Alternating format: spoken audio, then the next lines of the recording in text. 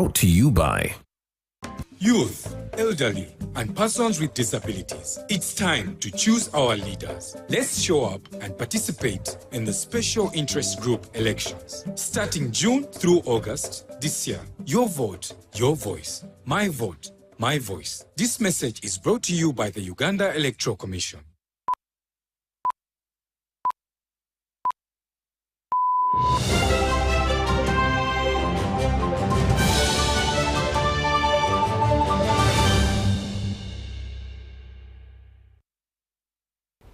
A very good evening and a warm welcome to our second edition of UBC News Tonight on this 24th day of July 2025.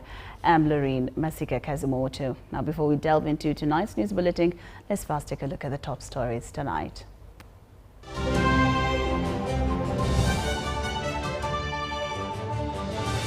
Brought to you by Uniquely Ours. Explore Uganda. In our top stories, Prime Minister Nabanja delivers African perspectives on SDG implementation. African MPs call for reparations over the past slavery, colonialism and exploitation. Tension, clashes and tear gas mar Iganga chairperson and mayoral elections.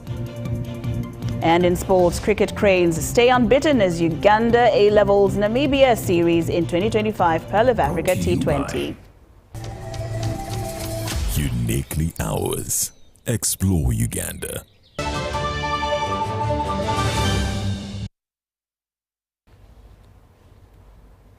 Good evening once again. Now, in our top story this evening, the Prime Minister of Uganda, Right Honourable Robinah Nabanja, has delivered Africa's regional perspectives on the implementations of the Sustainable Development Goals, SDGs, at the ongoing high-level political forum at the United Nations headquarters in New York.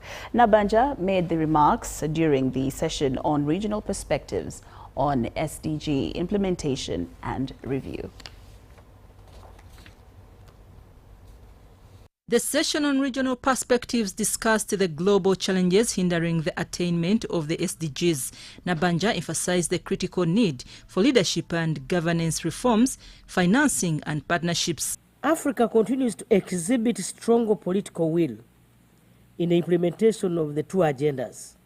This was evident at the 11th session, where His Excellency Yoweri Kaguta Museveni, President of the Republic of Uganda, was joined by over 5 current and former African heads of state and government at the forum's presidential dialogue. She also highlighted the urgent need to invest in youth, women and digital transformation, in addition to prioritizing health and social protection. Africa must harness aquatic and marine resources through inclusive maritime strategies and urgent action against marine pollution, especially plastic waste.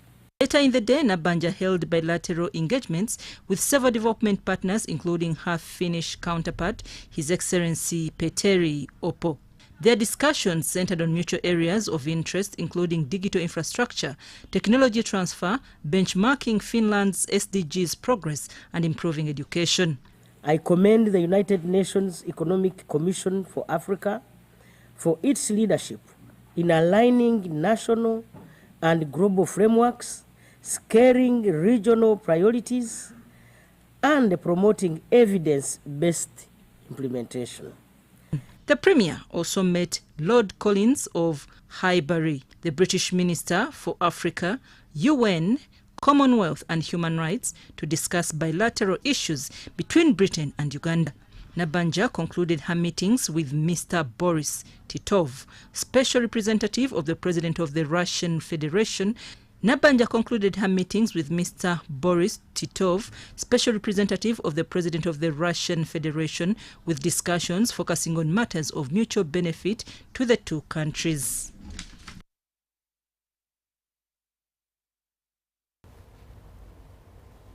Now, the Archbishop of the Church of Uganda, Dr. Stephen Kazimba Mugalu, together with former Prime Ministers Dr. Ruhakana Rugunda and John Patrick Amama Mbabazi, have officially launched the 9th East African Revival Convention. Now, the convention, held once every 10 years, will culminate in a grand regional gathering from the 20th of August to the 24th at Rugarama, Kabale, bringing together believers from Uganda, Kenya, Tanzania, Rwanda, and the USA.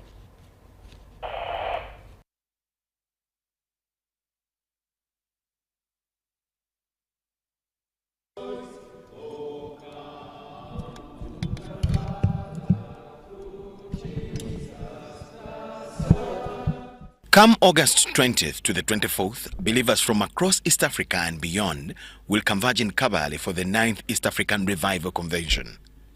This year's convention will honor the legacy of Simeoni and Mrs. Ivan Sibambi, a couple from Kabale, who in 1922 dedicated their lives to spreading the word of God.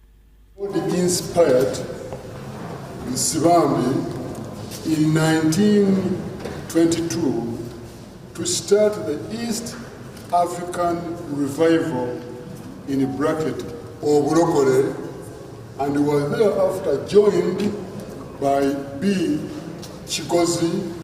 Speaking during the launch at St. Paul's Cathedral, Namirembe in Kampala, the Archbishop called for peaceful elections and noted that the convention will dedicate prayers for the upcoming 2025-2026 general elections.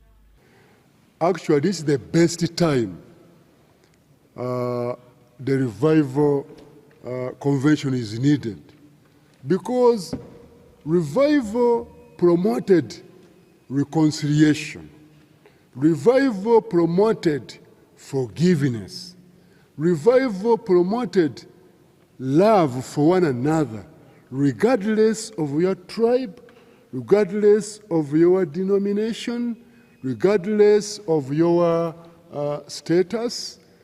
This is the work of revival. And the gospel, which was actually preached by revivalists, promoted love for one another, promoted peace, promoted reconciliation, promoted forgiveness. And so let me call upon you Ugandans. At this time of elections, we should capture the values of revival. Former Prime Minister Dr. Ruhakana Rugunda, who is chairing the organizing committee alongside co-chair Amama Mbabazi, pledged a successful and impactful convention. This revival is one of the most significant spiritual movements in Africa's modern history. There is none that compares with it. And if Uganda is known outside, especially in the Christian circles, for anything, it is about this revival. It has changed not only our lives here, as the chairman enumerated, but it has changed the world. Saved many lives of our people, and in fact, that very message is what we are giving today in order to prevent disease, in order to defend people from being killed by conditions which they would have prevented if they just improved their hygiene. So it was a holistic message by the revival movement, which we support, which we must encourage, because our people will be the beneficiaries. The host bishop noted that organizing the convention, which is exclusively held in Kabale every decade, will require close to 1 billion shillings.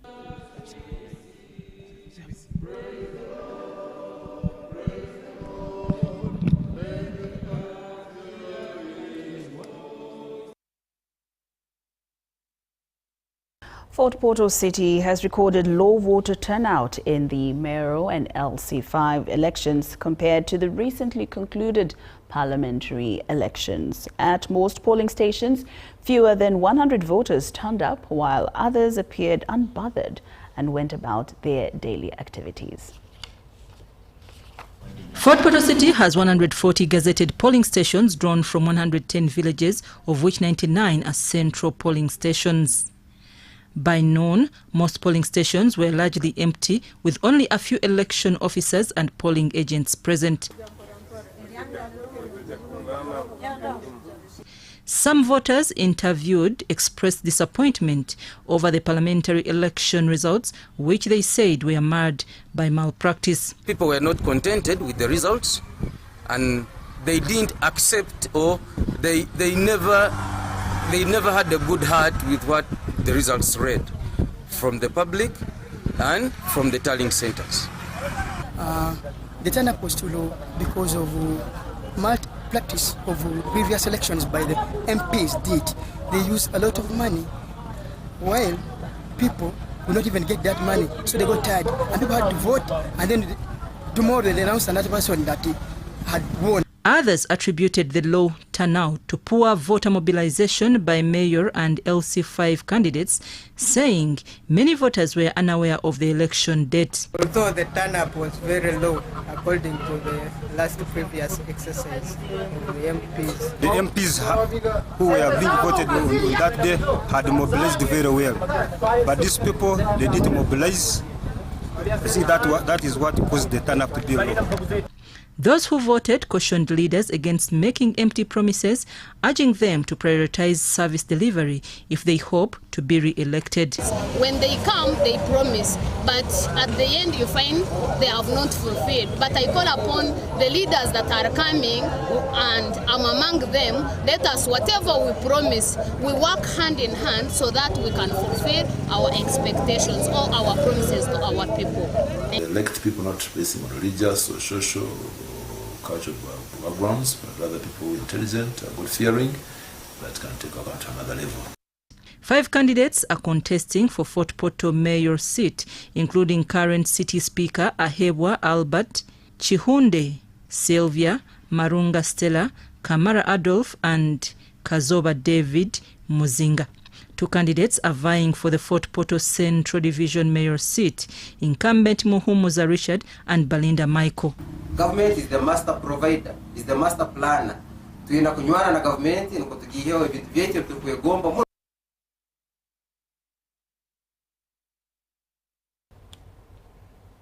Low voter turnout in the ruling NRM party primaries has ignited fresh debate in Lira city, sparking calls for streamlining local government and parliamentary elections to avoid lost votes. Ediolwa reports from Lira city.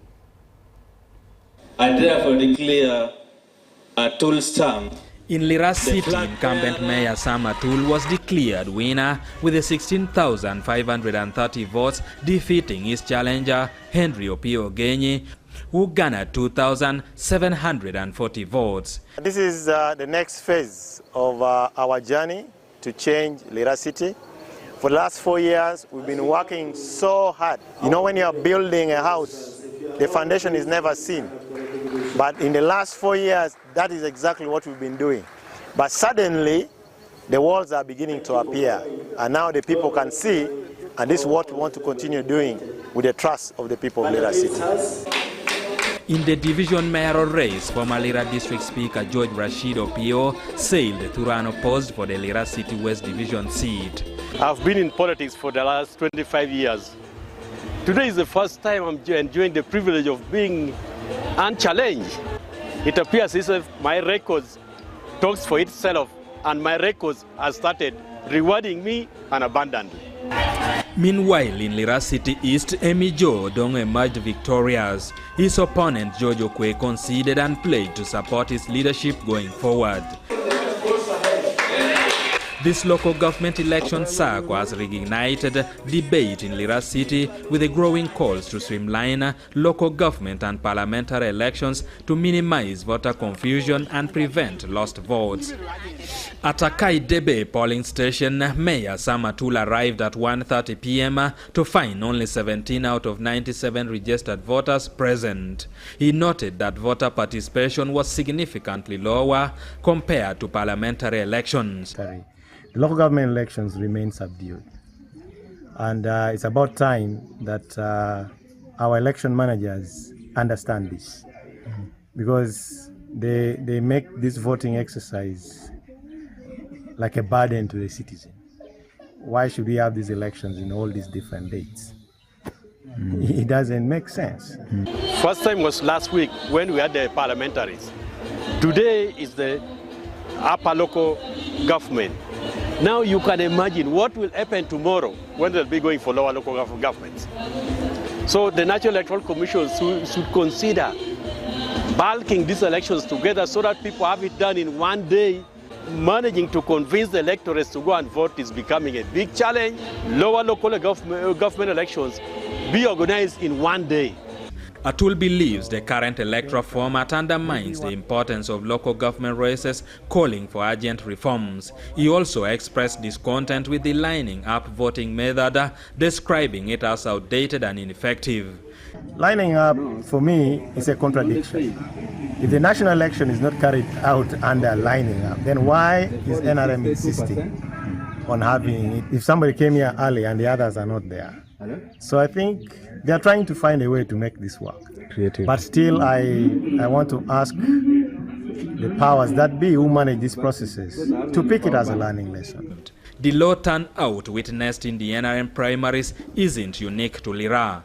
Across Uganda, participation in the primaries has been low, raising serious concerns about voter disengagement and its potential to undermine the legitimacy of the upcoming national elections. Edi Ulwa, UBC News.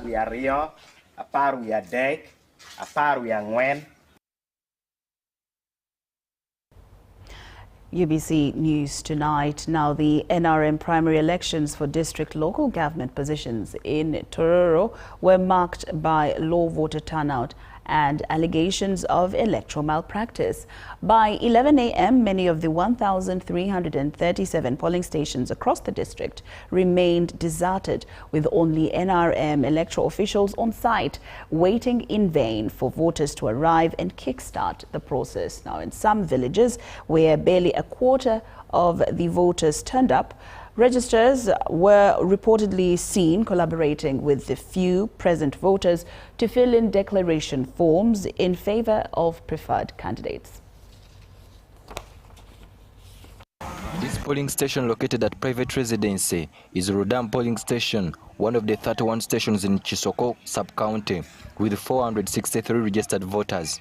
Despite being the polling station where the incumbent district chairperson, John Okea, was expected to vote by 10 a.m., not a single voter, including a candidate himself, had arrived. Only electoral officials were present to conduct the elections. I expect the chairman LC5, the current chairman LC5, to be present, and I don't expect an agent to lift his photo. I expect him to stand and people rally before him, but unfortunately he's not yet here. And I have not seen any agents from any other candidates so far. I have not received any appointment letters. So I am actually waiting for that. I cannot go on with the election when there are no voters, there are no agents, and there is no candidate present. At the Lira polling station, which has 288 registered voters, the situation was similar, with less than a quarter of the voters turning up by midday. We are waiting for the voters to come at the polling station. This low turnout trend was observed across several villages in the district. However, reports emerged of declaration forms reflecting large vote counts despite the low presence of voters. Some candidates accused the election managers of outright vote rigging. This has been real specifically the incumbent. I want to be sincere, where he has scored 100% of the votes.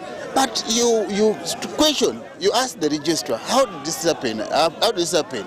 That you know, for us who have voted, and they would not justify how they have voted, but you find there are no people. But somebody has got 100% in that area. So this is very unfortunate. I think the entire exercise has been reduced to the function of a registrar. So, and now, registrars also now, in many instances, only award votes based on who has given much money, but maybe also who is closer to the power. So I think that alone risks the future of NRM. If NRM must get the right people to work for this party, the right people to compete with opposition, a strong opposition that is also coming. They must improve, they must tighten the electoral process of NRM. When contacted, District Registrar Joseph Kadokech dismissed the allegations as mere rumors, insisting that electoral officials were properly guided on how to conduct the polls. A registrar cannot fill in the declaration form before the exercise is over, unless that person was unopposed. Because in our exercise, we have a good number who are unopposed. Probably you got those who are filling in the forms for those unopposed. But somebody who is there, then you fill a form for that for the other one, the mass would have raised up against the sub-counter registrar. The Tororo district chairperson race attracted 7 candidates, including the incumbent John Okea and 6 challengers. By evening, tallying of results had begun, with the main contest shaping up between the incumbent and John Obo.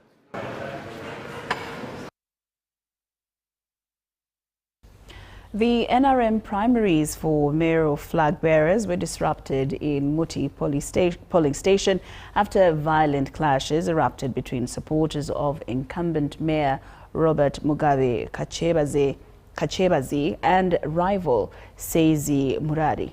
We have the details.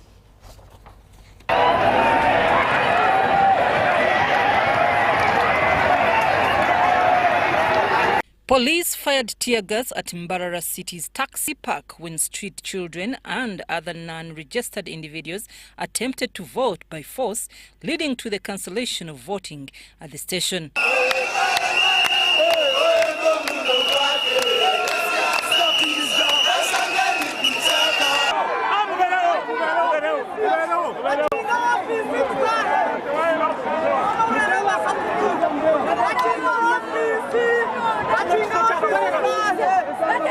First of all, in the bus park, there were intruders who came to vote, and they were non-voters. So they wanted to fight. So the police came in time and really tried to cool down the situation. But otherwise, the election is so peaceful. But the other 2 states have failed to vote: the state of Chirembe and Mutser. Residents condemned the use of tear gas, saying it hindered the voting process. Tear gas bajinkubye naye waliwo omuntu abadde agenda okulwana ningenda ni mutaasa ni mujayo mbadde mujja gye balwanira nga muza kusaidi endala bakubye tear gas nange nenkwata mu maaso direct. Kwenda kumana muturya menkwe, kwenda kumana muturya menkwe, kwenda kumana muturya menkwe. Despite the chaos, voting continued at other polling stations across the city. That today over 1,800 people voted in Rwebi Hurusero, and for us only 178 voted. Dan Muhemba, who voted at Kamukuzi polling station, raised concerns about voter bribery and the ferrying of non-resident voters to polling stations. And the violence is caused by 1, bribery, buying voters; 2, ferrying voters from different areas to different polling stations. Seizi Murari, voting at Kavunjo polling station, also decried bribery and urged voters to prioritize service delivery over handout. If you're given a chance to look for voters, why are you buying them? That means you don't have them. Now the money you're using to buy them, how are you going to recover that money? That means you're going to eat taxpayers' money. That means you're going to eat government properties, and that is why corruption can never end. So I don't like that habit, and I request people to avoid that. You can eat the money, but don't vote that person who is buying you 2,000, 3,000, 5,000 shillings for your voice, for your future, for your life. This is where you're going to earn from. You're going to take 2,000 shillings and you're going to spend the next 5 years complaining.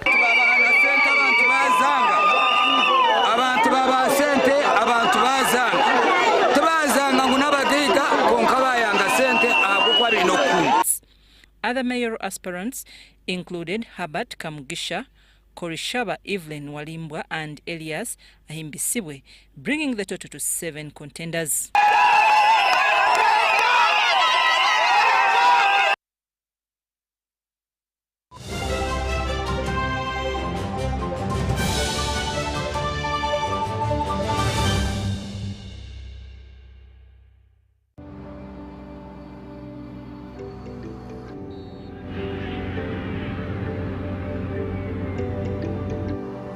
abeka bala tusi awarungi naffe tujja Bami kwangu ana inakuchenja ono. Uncle, you can just use your phone. Tuina mombo. va ku mwana gununya change Nayanziza nnyo. nange kwete Yes sir. zo ziri mmeka Ziri 3 kitundu. 3 kitundu Yes sir. naye baba sente nga zinziguddeko. But uncle, you can get from your phone. Just keep on playing your bodies. What do you mean?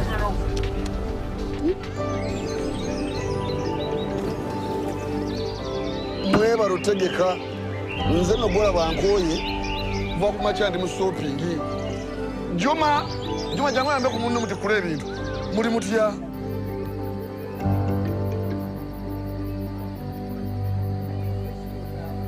Uncle, you're suffering again. Can you can put it on your phone and make money?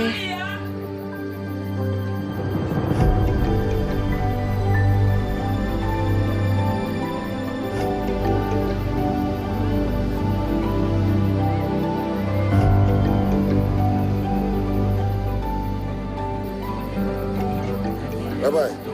Musuri domtuma. Undazo kuagara. Aye. Thanks for coming. Bit, pombo wazicharu wao. Jaja muongere ko. Oyagara nyo rombo rw'ekinyebwa. Kandete kando. Hey. Towetaga kutambula. Gwene bw'otuula. Tubeere mu nzikiza. Senga n'atuma olina okugumiikiriza.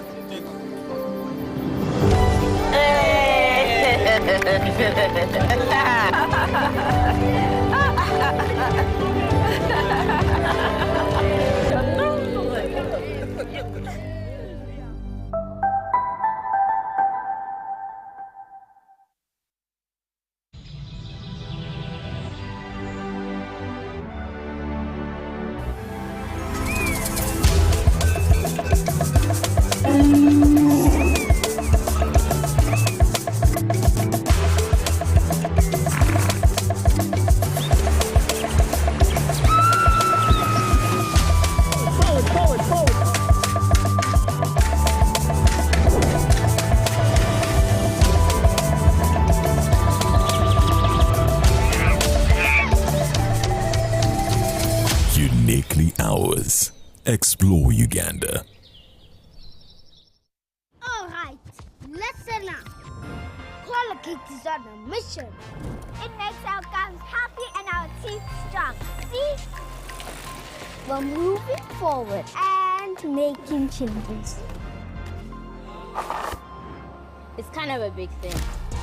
Colgate Herbal uses traditional nature's herbs and combines it with Colgate Science for healthy gums and strong teeth. And we'll leave no smile behind. You got us on your wallet.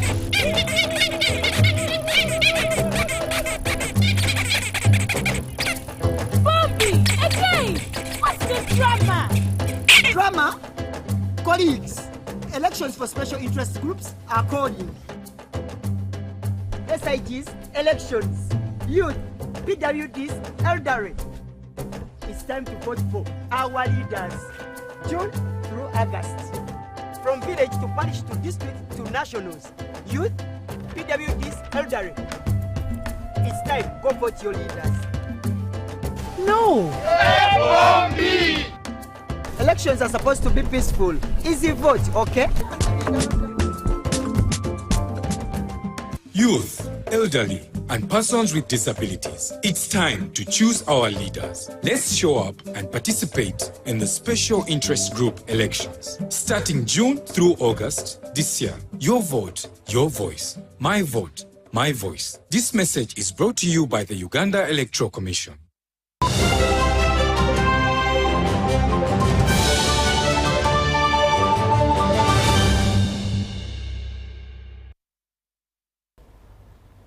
Welcome back from that break, and we're glad you're still with us here in UBC News Tonight. I'm Lauryn Masika Kazimoto. Now in more news this evening, Buganda Road Chief Magistrates Court in Kampala has charged and remanded Namutebi Brenda Kwozerwa, the Chief Operation Officer of World Trumpet Mission Uganda, and Muhanji Eddy, an employee at URSB, on 2 counts of forgery and aiding and abetting forgery. Prosecution alleges that in January 2024, while serving as the Chief Operations Officer of World Trumpet Mission Uganda, Namutebi, with intent to defraud, unlawfully signed a board resolution in the name of Augustine Tamale, purporting to authorize the opening and operation of Uganda shillings and US dollar accounts with Absa Bank under the Go Nations program for John Mulindwa Global Investments SMC Limited. The prosecution informed court that investigations are still ongoing and requested more time, which was granted.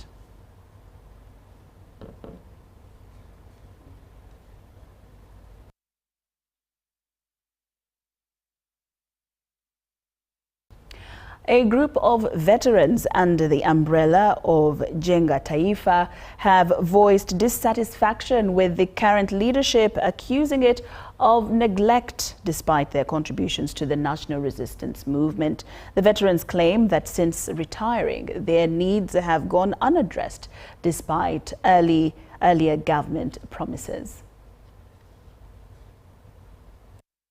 A group of veterans under the umbrella of Jenga Taifa claim that since retiring, their needs have gone unaddressed despite earlier government promises. These concerns include inadequate pension schemes, lack of access to education and health care for their families, and exclusion from economic programs like Operation Wealth Creation, PDM, and Emyoga. We really need empowerment. We need empowerment from the leaders. The ministry should empower Jenga Taifa because it is of veterans to reach out those veterans wherever they are.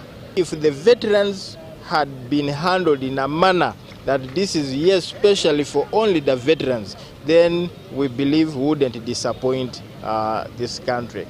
They also urge that a dedicated representative in Parliament would ensure their needs are effectively championed. Most of the leagues have been represented well, more especially the special interest groups. But when it reaches to our veterans, they are not represented, apart from representing them at SEC level. Secretary General of Jenga Taifa Outcall Simon Ochom warned that continued neglect would push veterans to seek alternatives in other political parties. They have pressing issues that are not attended to. One, the welfare. If someone is not okay, he can only look for all possible ways on how to get what he wants. And that's why we have seen so many people are crossing to the other side. Two, they are not heard. They are not heard. They are not heard.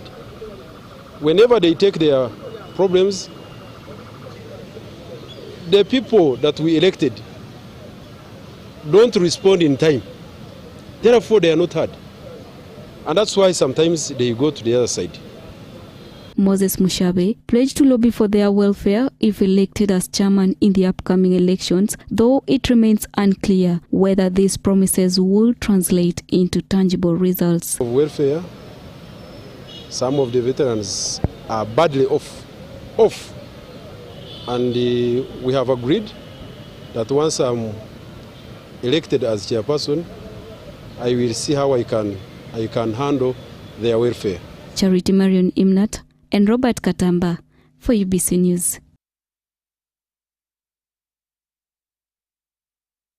Former State Minister for the Elderly, Sulaiman Chebakoze Madada, has called for stronger collaboration between the young and the elderly to promote inclusive development. Speaking during the Elders Strategic Meeting in Kampala, Madada, now chairperson of the Elders League in Kayunga District and aspiring MP for Central Region, urged citizens, the senior citizens, to take up leadership roles and use their experience to shape national progress.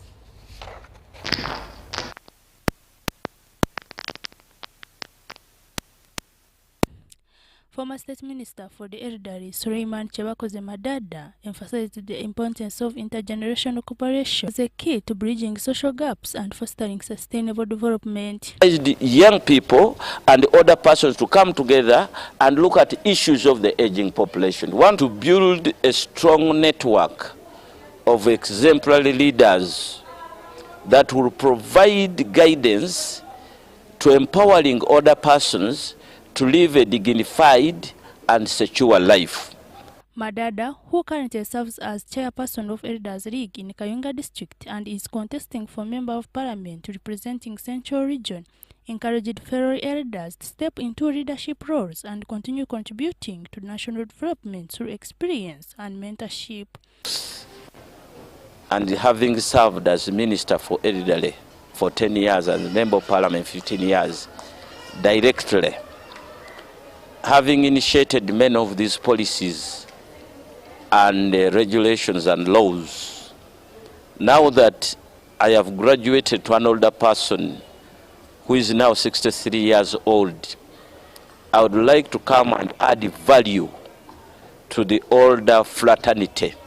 Namara Livingstone, chairperson for older persons in Shema district, commended the government for including senior citizens in the development programs such as the parish development model and Enyoga, which he said have empowered communities nationwide. Thank the government for the interventions that it is giving to the older persons. For instance, there is a SAGE for people, older persons of 80 years and above. The elderly also appealed to government to continue supporting them in fight against domestic violence, which they say remains a major concern in many households. President waffe Yoweri Kaguta Museveni olw'okutuwa omwaganya ffe ng'abakadde kubanga ku sub county gyetu tuvira ddala kwero si one gye tuli paka ku national level. Lira, UBC News. The National Economic Empowerment Dialogue, commonly known as the NEED Party, has held its first National Delegates Conference since its official registration as a political party in Uganda. The party used the event to unveil key strategies as it sets its eyes on the upcoming general elections.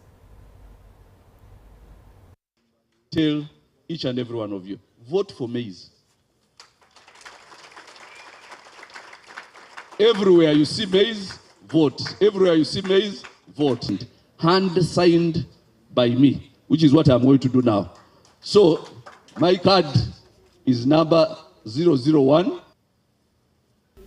A new chapter begins in Uganda's political landscape as the National Economic Empowerment Dialogue, NEED, formally steps into the competitive ring of national politics. The party, now officially registered, took the opportunity to launch its membership registration strategy and unveil its party card. Leaders say this marks a shift from dialogue to structured political mobilization. We are going to be moving across the country. We've done that before. We are going to do it again.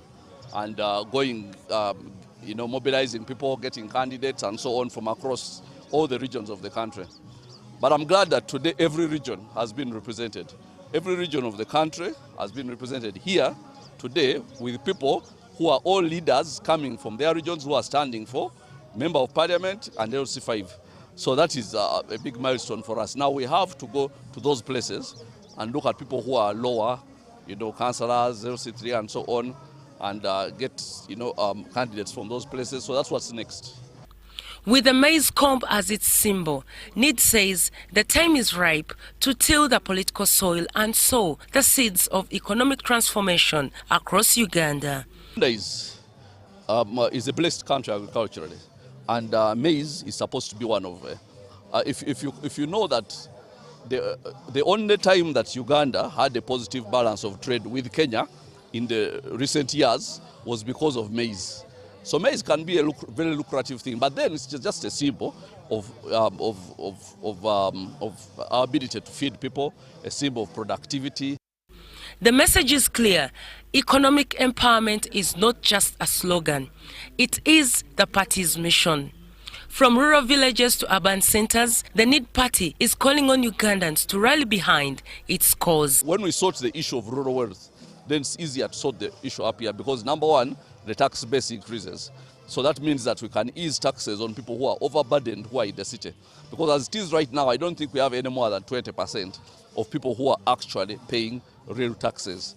The party also kick-started its nationwide membership drive, urging citizens from all walks of life to identify with a movement they say is homegrown and people-centered. As NEED prepares for the upcoming general elections, its leaders believe the journey to transform Uganda's economic destiny has begun. One member, one household, one district at a time. The NEED party has now taken its place on Uganda's political stage with a maize comb in hand and empowerment as its message. All eyes will be watching how far it can go. Reporting for ABC TV, Helen Barbara and Emoningabo. Now, in a bold move to challenge patriarchal dominance in parliamentary direct seats, the Forum for Women in Democracy FOWODE has launched a groundbreaking digital platform aimed at dismantling systematic barriers that limit women's access to critical electoral information. The platform is expected to significantly enhance women's competitiveness for direct political positions. Whereas affirmative action has increased women political participation, real power remains elusive. In Uganda's 11th parliament, women hold 33.8% of seats. The situation is even worse at the local government level, where only 6 women serve as LOC5 chairpersons nationwide. For example, in parliament, we have hit critical mass, but we have stagnated at about 33%. Only 7.4 women are on direct seats. Actually, I think this position has ceased to be affirmative action because the women take care of a wider constituency as compared to the members on the direct seat. Electoral violence and gender-based intimidation, including threats involving firearms, continue to deter women from contesting. So for us, it is a worry that this electoral violence is ongoing, and we are scared about what it could present as we head towards the 2026 elections. Activists also highlight a crippling information gap as many aspiring female leaders lack access to vital political data and resources. The citizenry is ignorant, they don't know what to do, and that's why we are seeing a lot of violence that is happening in elections. But who is supposed to do what? That is supposed to be articulated by the Electoral Commission, which has failed in this particular role of their mandate. To address this gap, FOWODE has unveiled the Leadership Digital Resource Hub, a transformative platform offering downloadable electoral information and leadership training materials. We have developed this Leadership Digital Resource Hub, a transformative virtual platform designed to support and empower women candidates. So this innovative one-stop digital resource center will provide accessible, up-to-date and empowering content for aspiring women candidates. I had access to the information on a winning campaign. I would never have known this if I hadn't come to FOWODE. From the budgeting to selecting a team, your coordinators, all those are very important things that the men will not tell you. The men will just tell you, you've come to this space. Are you going to manage? Do you have money? Gloria Nawanyaga and Apira Mutaflavia and other advocates see this innovation as a game changer for bridging the electoral knowledge gap and rewriting the narrative for women in politics. This is the right information that we need.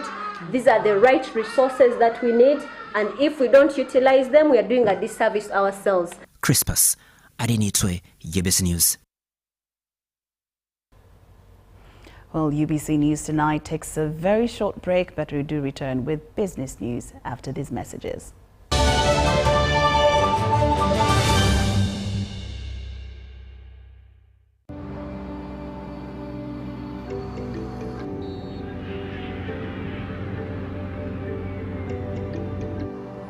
Abeka baratuzi awarungi nafe tujja Bamikwano ana inakuchange ono. Uncle, you can just use your phone. Tuina momo. Va ku mwana gwe change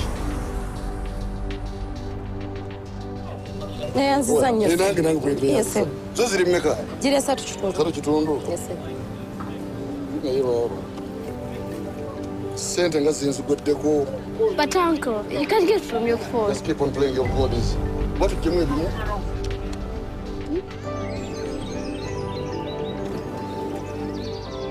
Mweba rutegeka nze no bora bankoye kuva ku macha ndi mu shopping. Juma jangu yambe ku munno muti kule ebintu. Muri mutya?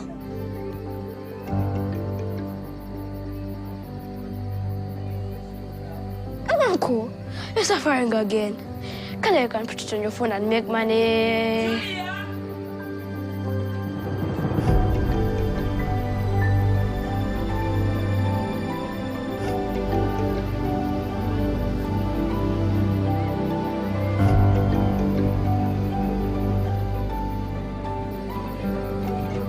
Bye-bye. Musuri do mutima. Undazo kwagara. Naye. Thanks for baraba. Bit, empombo wasicharu wao. Jajja mwongere ko. Oyagala nyo rombo rw'ekinyebwa. Kandete kando. Hey. Wetaka kutambula. Bwene bw'otuula. Tubeere mu nzikiza. Senga n'atuma olina okugumiikiriza.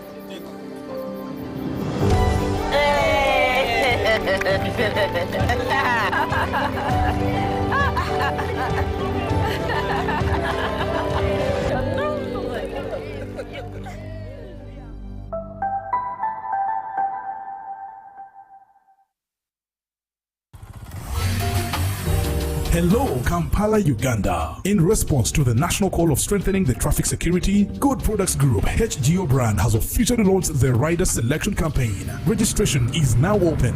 Visit www.riders.hgo.com. Complete your registration now for a chance to win exciting prizes including motorcycles, exclusive HGO gift boxes, and official rider vests, all while promoting safe riding awareness. This is how to participate. Pay the registration fee, invite 3 friends to form a team of 4, and your registration fee will instantly be refunded. Begin your journey of honor today. Don't miss this opportunity. Join the challenge, promote road safety, and become a pioneer rider. For details, visit the official Good Products website at www.hgo.com or call toll free 0800-335-555 or visit our offices at Kingdom Kampala 3rd floor to register now and win prizes worth millions.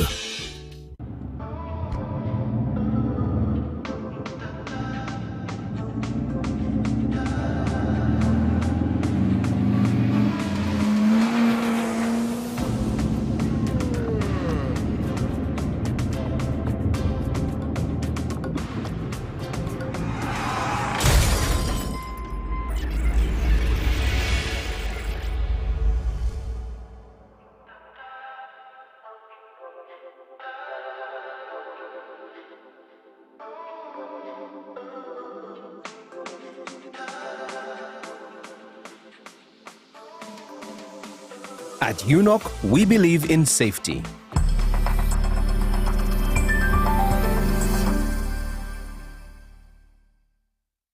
All right, listen up. Colocate is on a mission. It makes our gums happy and our teeth strong. See? We're moving forward and making changes. It's kind of a big thing. Colgate Herbal uses traditional nature's herbs and combines it with Colgate Science for healthy gums and strong teeth. And we'll leave no smile behind.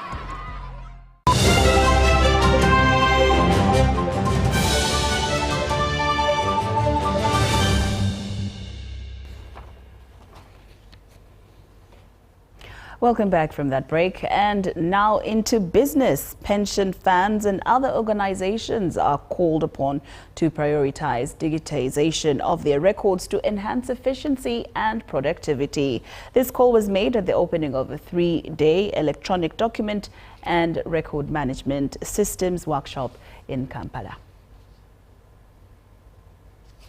Go paperless is the central theme of this electronic document and records management systems workshop at the Speak Resort Hotel Munyonyo.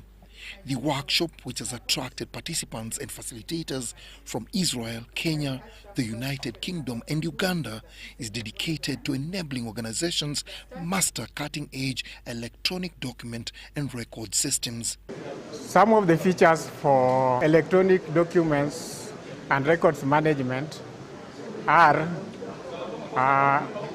one of them is it allows you to scan paper documents or upload existing electronic documents to the system. It allows you to do what we call metadata.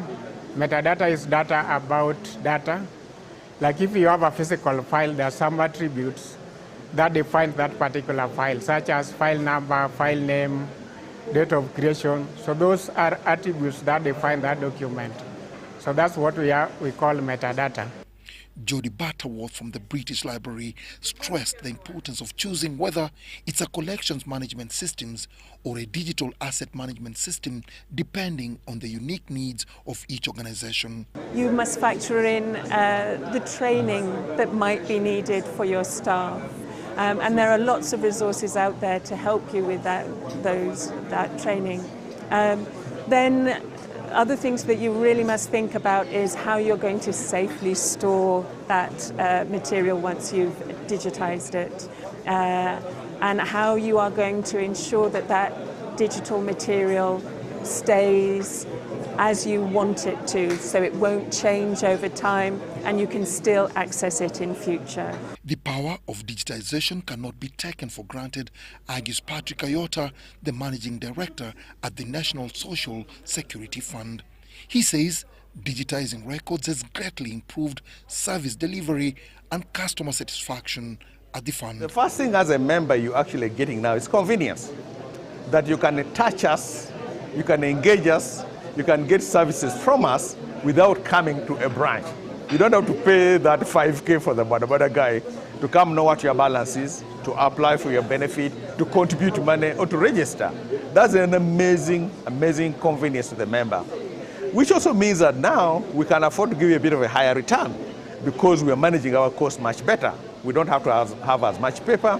We don't have to have as much in the environment that we're working on. Speakers also reminded participants that behind every record is a person whose life or livelihood may depend on timely access to information.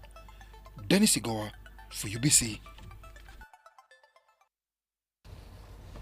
The Director General of the Food and Agriculture Organization, FAO, Q Dong Q, has advised Uganda's Ministry of Agriculture to identify and promote more than one priority commodity for positioning in international markets. Now, he made the remarks during his visit to the National Livestock Resources Research Institute in Namulonge, Wakiso District, where he toured several key research and innovation facilities.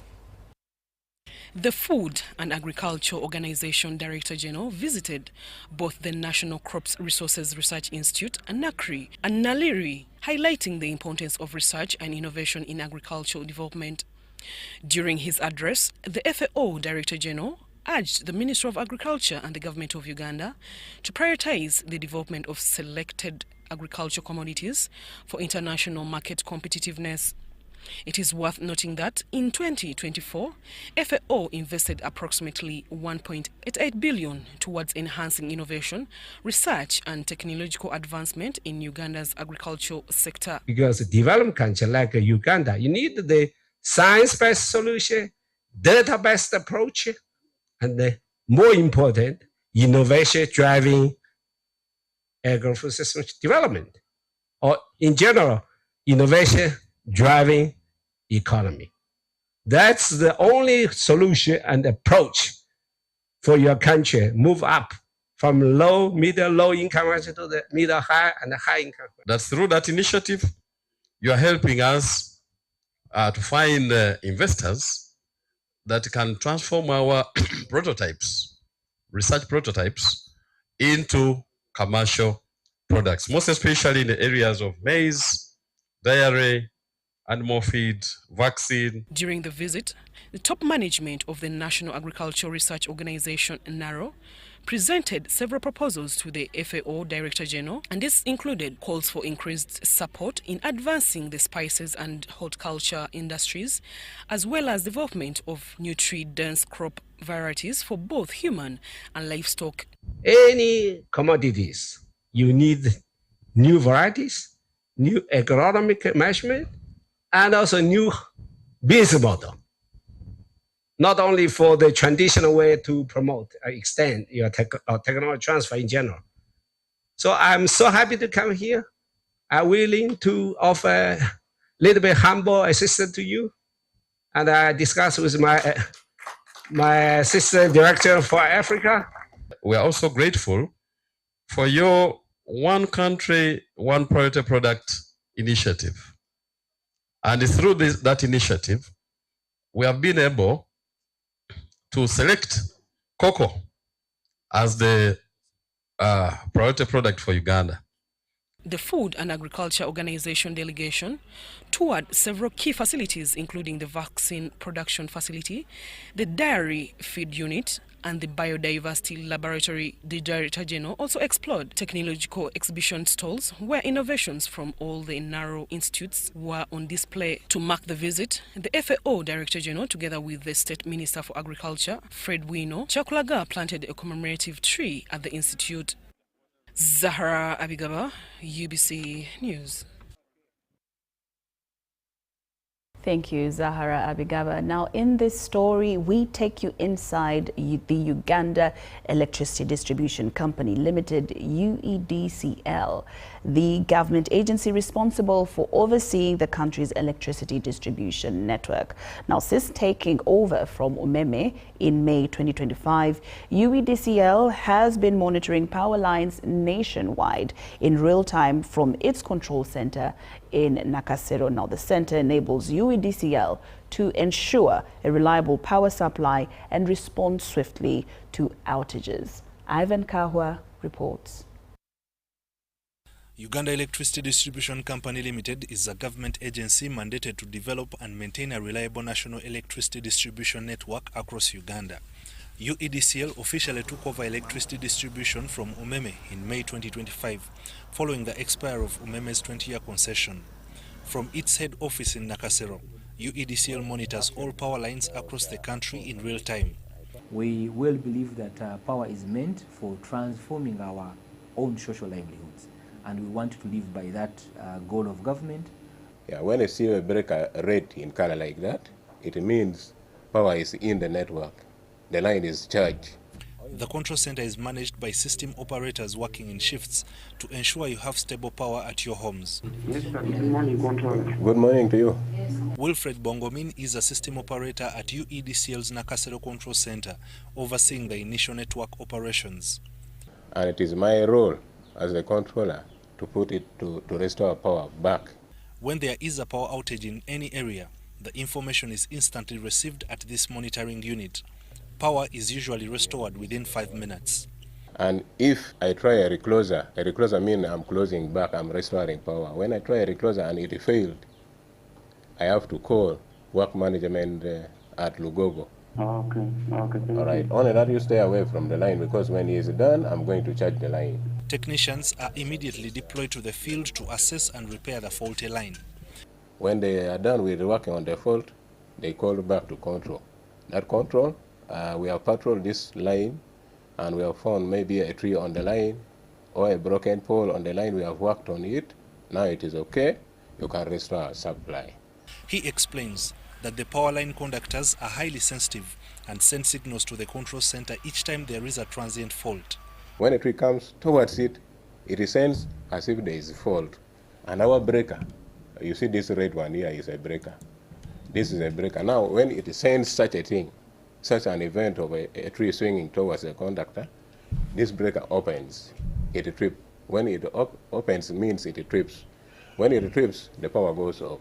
That's why you find power is off and on, because there are things which are alien, which are not supposed to be on the power line, and are causing a problem in the electron flow to the end user, the customers. So the tree sometimes goes back to its normal position. And when I try a recloser on this breaker, the lines goes in through. That means I've energized the line, restore the supply. So how does UEDCL ensure maximum reliability in power distribution? Bongomin explains that the company has alternative sources of supply to keep the lines running, even in case of disruptions. This network alone has 6 alternative sources of supply, where if one goes off on fault, we the controller, we are able to shift the entire load in that particular area to another source of supply. And that's why you are seeing this breaker is green. This breaker is green simply because we are feeding the people, customers here from down here, and it is coming up to this point.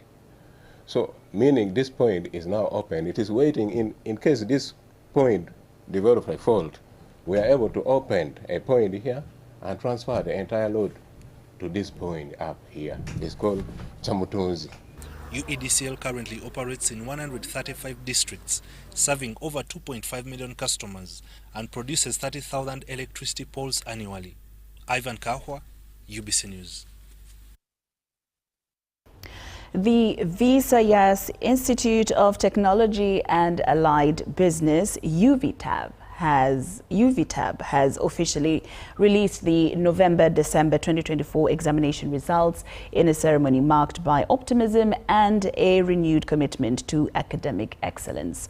Honorable Dr. John Chrysostom Muyingo, Minister of State for Higher Education, represented the First Lady and Minister of Education and Sports, Honorable Janet Kataha Museveni. He praised UVTAB's integrity and urged Ugandans to embrace TVET opportunities through digital innovation, continuous assessment and skill-based training for future-ready careers. In his keynote, Honorable Muyingo applauded Uganda Vocational and Technical Assessment Board's academic integrity and encouraged institutions to adapt digital transformation, continuous assessment and holistic student support services under the TVET program. On behalf of the First Lady, he urged Ugandans to seize TVET opportunities as the government continues to strengthen skills development through quality training, partnership and well-defined career pathways. I would like to call upon all Ugandans, especially our young people, whether in school or out of school, to take advantage of these opportunities. The government's plan is to scale up TVET training within the framework of the Skills Development Center, vocational technical institutes, worker-based training providers, technical colleges, national polytechnics, and later they envisage the establishment of the National Technical University. I commend you for your dedication and resilience. Your skills will serve as a foundation for Uganda's development. The Permanent Secretariat, address to the agenda, reaffirmed the ministry's commitment to supporting institutions like UVTAB to deliver relevant industry-aligned education. The government will continue as long as budgets can allow to support you to have the right training facilities. To all of you who employ people and have industry, to open your doors. Because skills are not attained in a class, not even just in a workshop. They are attained in the real world of work. The board registered a total of 31,890 candidates for the November-December 2024 assessment series. Onesmus ISCJ, UVTAB Executive Director, reaffirmed the institution's commitment to transparency and continuous improvement despite challenges. That the performance of candidates across most programs was very good, with over 80% completion rate. It's the challenge of uncertainty among the providers, and we are going to go out and give guidance and give information on how they can do it, how they can come on board.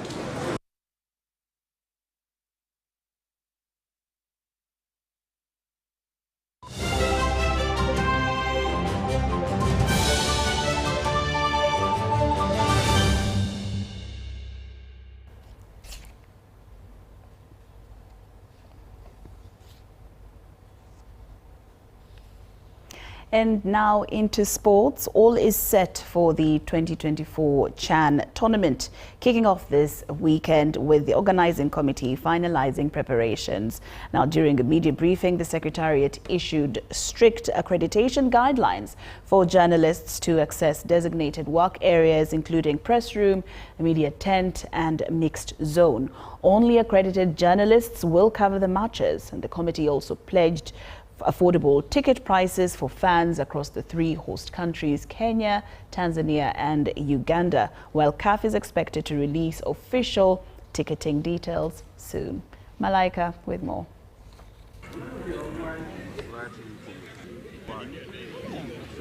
We are grateful to the government of the Republic of Uganda for committing all the funds that we need to organize this tournament, Chan 2024, in Uganda.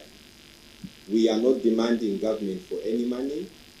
We have already paid CAF $13 million for Chan operations, and also the local organizing committee has been provided for to do all this other work that I've been mentioning, of putting up billboards, etc.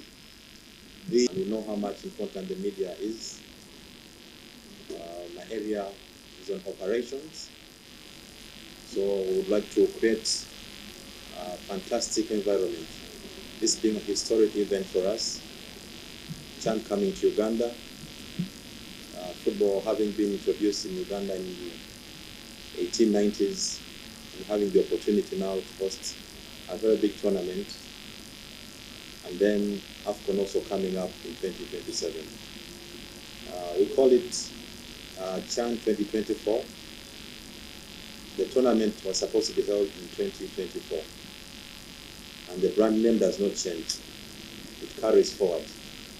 Even if this tournament was to be held in 2 years' time, it will remain Chan 2024. And also, just for purpose of clarity, also the order of the co-hosting teams or countries is Kenya, Tanzania, Uganda.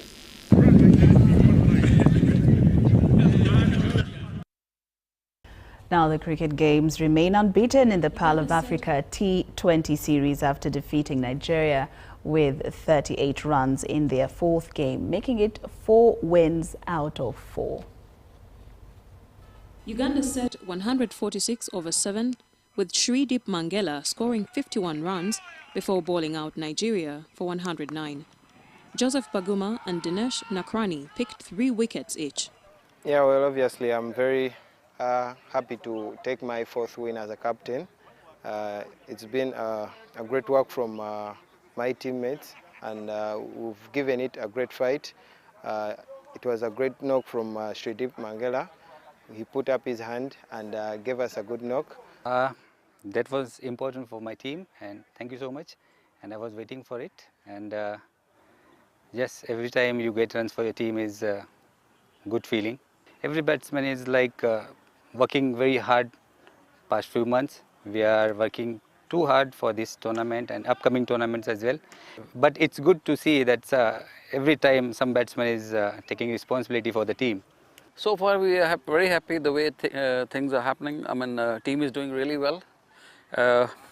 Batters are getting runs and bowlers are doing their job. Most important thing is we are fielding well now, which we were lacking in previous tournaments. So all skill levels are improving, which is a very big plus. In the same tournament, Uganda leveled its series against Namibia A with a 3-run victory, scoring 127/8 against Namibia's 124/7. Anas Beig hit 45 runs, while Kenneth Waiswa claimed 3 wickets. To me, I think the team is so excited today after the win. You know, we rarely get such opportunities for us to play against such opponents. We don't get such chances, so today we got the chance. And, you know, the last time we lost to them and we didn't field as well. So today we fielded well, better than how we fielded the other time. And I think that was the difference, because we took most of our chances. And yeah, I think that was the main reason as to why we had to become victors today. You know, it starts from the toss. So when we went into toss, our coach side if we happen to put a good total on this wicket, it's hard for them to chase it down.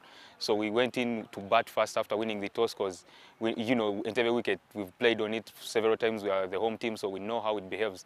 And the moment you put some total on the board and then you come in to slow it down, maybe for the medium pacers, you slow it down, and then the spinners the moment the spinners attend the party, then you'll always be in business to win. And I think we bowled very well.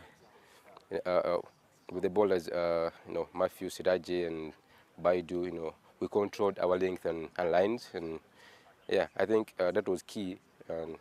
And maybe when we got to the last, 5-6 overs, when they were going hard at us, we would first slow down a bit, and take control, ball pace off, pass ball very well on that wicket, and yeah, it was a matter of who holds the nerves more at the end, and lucky enough we did that for us to get the win today. And I just had to adjust to the wicket quickly and choose the balls I want to hit, and that's how I wanted to play, and hopefully I'm grateful it went as I planned.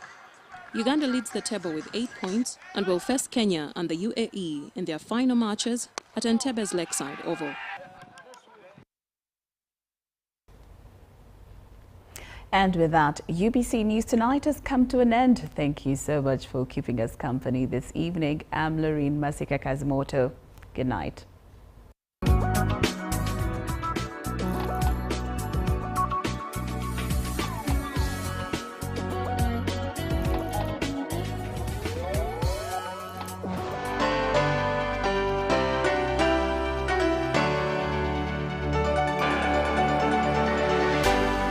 UBC, inspiring Uganda. Africa gathers again. The passion, the pride, the beautiful game. It's Chan 2025.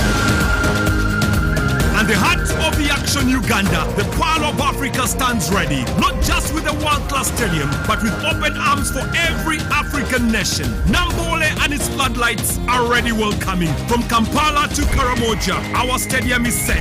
The pitch is perfect, the stage is built, and the spirit of Uganda is unmatched. Come feel the rhythm, taste the warmth, and witness hospitality like no other. Uganda welcomes all of Africa for a Chan like never before. Chan 2025, unity, passion, victory, and it's all happening right here in Uganda. Don't just watch history, be part of it.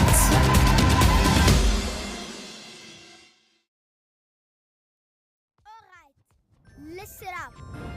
Colgate is on a mission. It's kind of a big thing. Colgate Herbal uses traditional nature's herbs and combines it with Colgate Science for healthy gums and strong teeth. New Colgate Herbal with Salt combines traditional nature's herbs with a pinch of salt and Colgate Science. A natural recipe for strong teeth and healthy gums. Hello, Kampala, Uganda. In response to the national call of strengthening the traffic security, Good Products Group HGO brand has officially launched the Rider Selection Campaign. Registration is now open. Visit www.riders.hgo.com. Complete your registration now for a chance to win exciting prizes including motorcycles, exclusive HGO gift boxes, and official rider vests, all while promoting safe riding awareness. This is how to participate. Pay the registration fee, invite 3 friends to form a team of 4, and your registration fee will instantly be refunded. Begin your journey of honor today. Don't miss this opportunity. Join the challenge, promote road safety, and become a pioneer rider. For details, visit the official Good Products website at www.hgo.com or call toll-free 0800-335-555 or visit our offices at Kingdom Kampala 3rd floor to register now and win prizes worth millions. According to the Uganda Bureau of Statistics Census Report of 2016, in Uganda, 12.4% of the population, about 4.5 million, live with a disability. Limited access to ICT and assistive technologies increases digital disparities, prompting UCOSAF's aim to promote digital inclusiveness for persons with disabilities. The ICT for People with Disability program aims to improve the accessibility of education,